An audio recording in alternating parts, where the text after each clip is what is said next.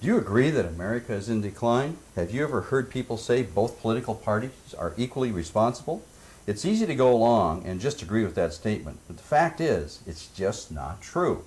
And that's what this video is really about. We're here to have historical facts prove it to you. Hi, I'm Harlan Gerger, business consultant, and I've helped individuals and companies make the most of their American dreams. Unfortunately, in my opinion, our wonderful country is heading in the wrong direction. What I want to find out is, how did this happen? Who's responsible, and how can we turn it around? I'd like to introduce you to Chris Deach. He has conducted some tremendous research on the history of political power in America. Hi, Chris. Hey, Harlan. Thanks for having me. So how did you come up with this? What caused you to do this research? Well, just like you, Harlan, I have worked in the trenches with small and medium-sized business people for over 25 years.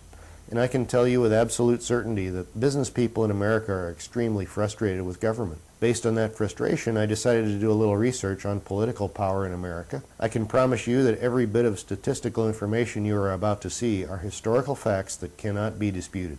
Well, if you're like us and you'd like to educate yourself with the truth, stick around for a few minutes. Chris, what I think scares the established politicians and elite media is an educated and informed public that has both sides of the story. In my business, understanding is the cornerstone of new and different change. Yeah, I couldn't agree more. In my opinion, the better we understand the past and how we arrived at where we are, the better we can use that knowledge to completely shift the direction of America from a dependency society to an opportunity-based society. So let's get started on your research. Harlan, what I found was astounding to me. For almost 80 years, one political party has had major control of our government and our political system. Through the past 40 sessions of Congress, that one party has had the power to greatly expand the size and scope of the federal government, limiting our right as Americans to pursue the American dream. Okay, Chris, which party are we talking about? Well, since 1933, the Democrat Party has dominated the political landscape. We'll show you the specific numbers in a few minutes, but the evidence is irrefutable, and the result has brought us to a crossroads as big as this country has ever faced. Chris, how specifically have the Democrats dominated? Well, let's look at one example. During President Obama's first year in office, there were huge Democrat majorities in both the House and the Senate. Obamacare has jammed down America's throat in spite of the overwhelming opposition of the American people. Harlan, there have been several periods of Democrat dominance in the past 80 years. The first was Franklin Delano Roosevelt from 1935 to 1942. 8 continuous years of Democrat rule where the Republican opposition was virtually powerless. The result? Massive expansion of the size and scope of government. Then from 1961 to 1968, the combined presidency of John Kennedy and Lyndon Johnson for another 8 continuous years. Once again, we had massive expansion of government. The Great Society added Medicare and Medicaid to the growing list of dependency programs. Now, these programs are all well-intentioned, but without market forces playing a role, these federal government monopolies result in bloated programs, rife with fraud and abuse, and the fact is they are bankrupting America. Great points, Chris. I hesitate to ask. Were there any more?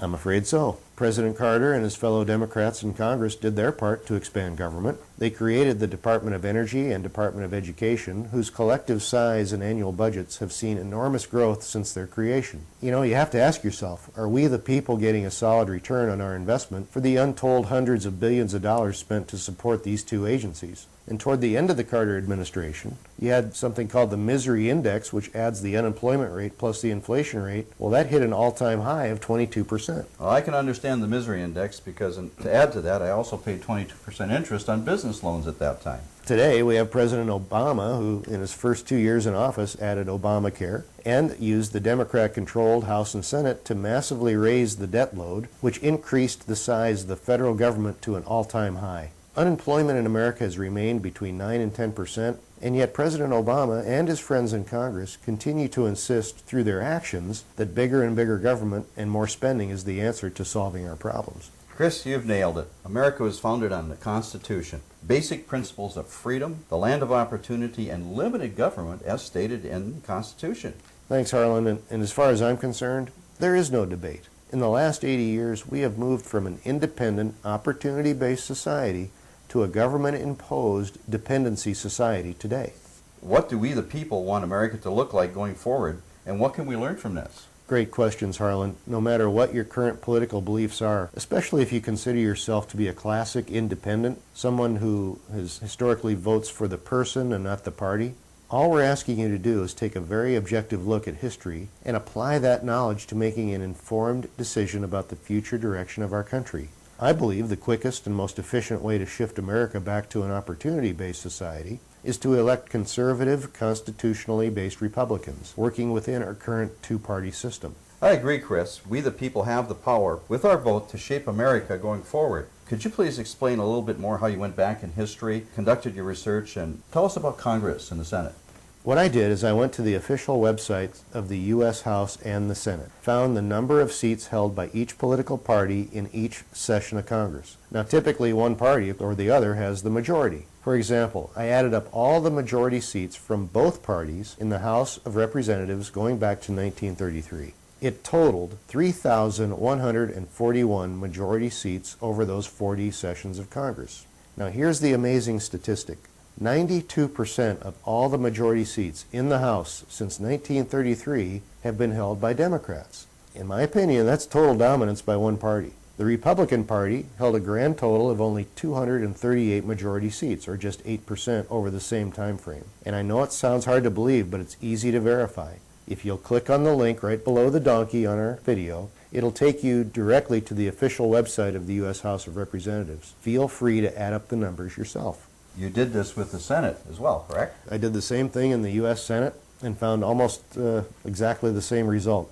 The Democrats have held 90% of all the majority seats over the last 80 years. So if you agree the government has moved America to a dependency society, is there any doubt in terms of which political party is primarily responsible? When someone says to you, both parties are equally to blame, how do you respond? I can now look them right in the eye and with total confidence tell them, you know, that's actually not true and I can prove it. Now, do I think Republicans are perfect? Absolutely not.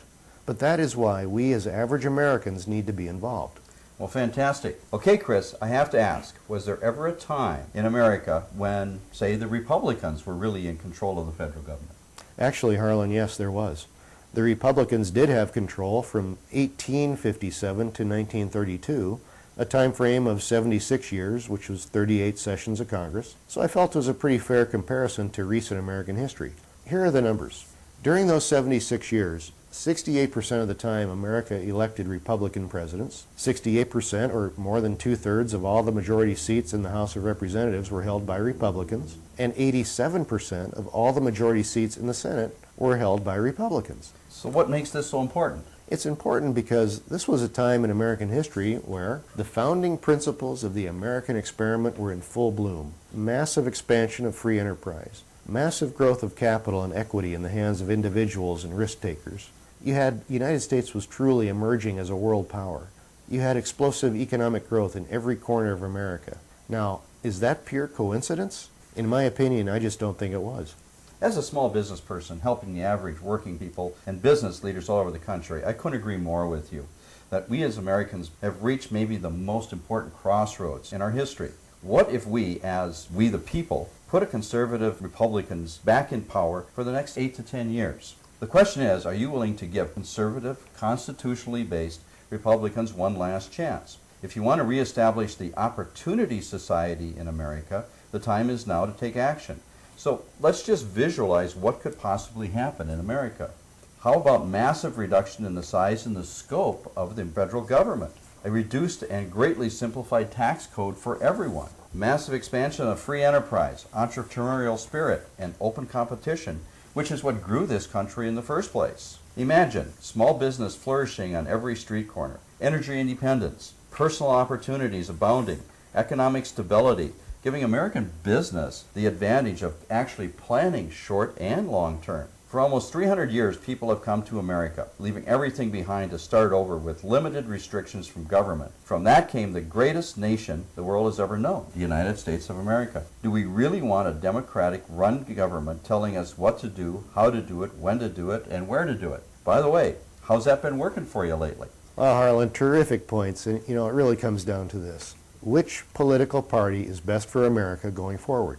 The Democrat Party, whose core belief is that government is the answer to all our problems, or the Republican Party, who will empower we as Americans to solve our problems? All we're saying is, let's understand and learn from history and use that knowledge to shape America's future. Critics of this video will say that we are being way too simplistic. Well, I respectfully disagree. It's really not that complicated. If this little video has made any impact at all with you, Here's how you can help. Right now, probably the most important thing you can do is share this video with everybody you know, your family, friends, business associates, anyone and everyone. Let them decide if they want to get involved, educate each other, and help to restore American opportunity. For more information, we've created a website. It's called raopp.com, and take action. Thanks, Chris. And as Ronald Reagan said in his second inaugural address in 1985, if not us, who?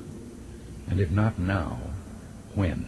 Harlan, I believe that quote from President Reagan is more critical today than ever before. with this tremendous information like this, we can and will get America back on track. Chris, I can't thank you enough for putting this historical research together. You know, it's a team effort, Harlan, and I want to thank you for all your help and support. To find out more, we invite you to check us out at raopp.com.